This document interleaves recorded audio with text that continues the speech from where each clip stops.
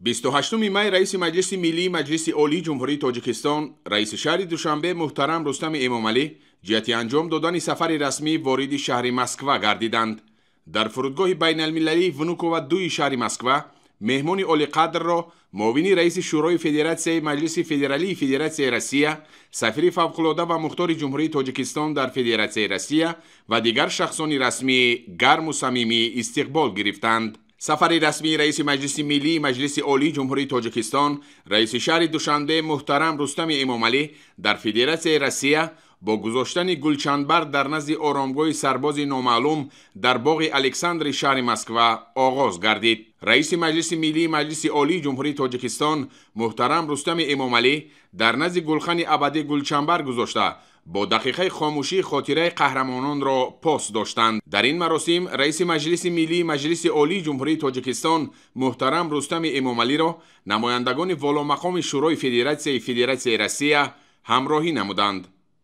در شهر مسکو رئیس مجلس ملی مجلس عالی جمهوری تاجیکستان رئیس شهر دوشنبه محترم رستم امامعلی در دایره سفر رسمی در فدراسیون روسیه با رئیس شورای فدراسیون مجلس فدرالی فدراسیون روسیه محترم والنتینا ماتویینکا ملاقات نمودند. جانب‌ها مذاکرات را در دایره ملاقات خاصه آغاز کرده در صیغه وسیع با اشتراک هیئت‌ها ادامه دادند. در رفت ملاقات دایره وسیع مسئله‌های همکاری دو جانبه و شریکی استراتژی تاجیکستان و روسیه همچنین مسائل مبرم منطقوی و بین المللی مورد بررسی قرار داده شدند. نخست محترم رستم امامعلی با آن جانب برای دعوت جهت انجام دادن سفر رسمی اینچنین مهمان نوازی و پذیرایی اظهار سپاس نمودند. ذکر کرده شد که تاجیکستان بر رشد و توسعه همکاری متقابله بسیار جانبه با روسیه از جمله در بخش‌های سیاسی، تجارتی و اقتصادی، فرهنگی و گومانیتری، علمی و تکنیکی، حربی و تکنیکی و دیگر سمت‌های مورد توجه و اهمیت خاصه می‌دهد. از سطح کنونی مکالمه بین پارلمانتی دو کشور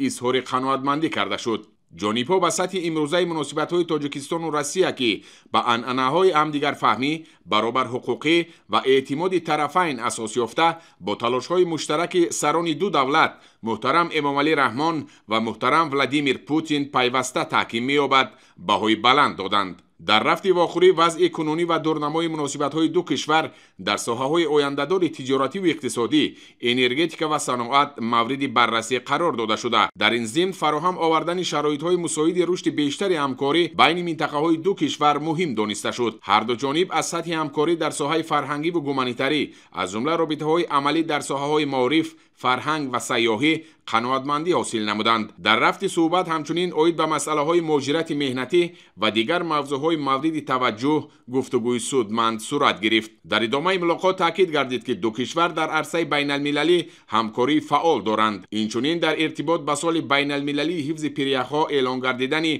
سال 2025 با نقش کنفرانسی سطحی بلند دوشنبه عاید به پریخ‌ها توجه ظاهر کرده شد. اثنای صحبت اینچنین مسئله‌های امنیت، افزایش خطرهای فراملی و وضع امروزه افغانستان و منطقه مورد توجه خاصه جانب‌ها قرار گرفت. از روی نتیجه ملاقات‌ها جانب‌ها نظر نیکبینانه خویش را از دورنمای همکاری استراتژی دو کشور تاکید کرده اظهار امید نمودند که سفر رسمی محترم رستم امامعلی به فدراسیون روسیه در تاریخ مناسبت‌های حسنه تاجیکستان و روسیه صحیفه تازه باز خواهد نمود. در فرجام محترم رستم امامعلی همتای خود والنتینا ماتویینکا را برای انجام دادن سفر رسمی به تاجیکستان دعوت نمودند. در حوزه ملاقات و مذاکرات بین پارلمانتی تاجیکستان و روسیه رئیس مجلس ملی مجلس عالی جمهوری تاجیکستان محترم رستم امامعلی در بینای شورای فدراسیون مجلس فدرالی فدراسیون روسیه از نمایش عکس‌ها که با همکاری‌های بین پارلمانتی تاجیکستان و روسیه بخشیده شده است دیدن نموده در کتاب مهمانان افتخاری سایه دست گذاشتند.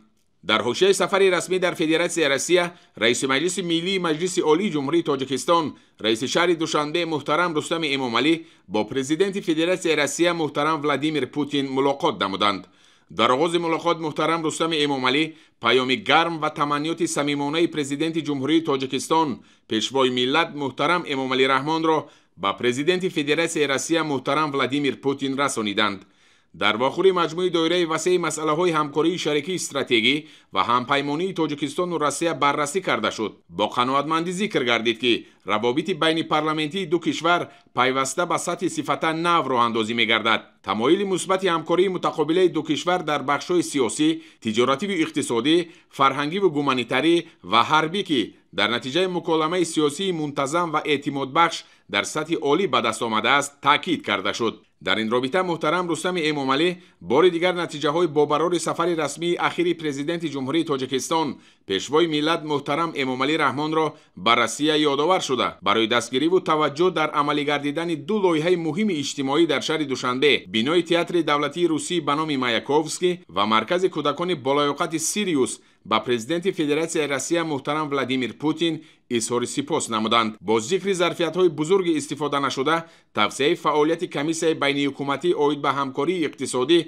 جهت تقویت دادن رابطه‌های من بعده دو کشور در همه بخش‌های همکاری صلاح دانسته شد. در ادامه صحبت جانب‌ها به مسئله‌های رشد رابطه‌های فرهنگی و گومانیتاری از جمله همکاری فعال در ساحه معارف، آموزش زبان و ترغیب فرهنگ روسی توجه ظاهر نمودند.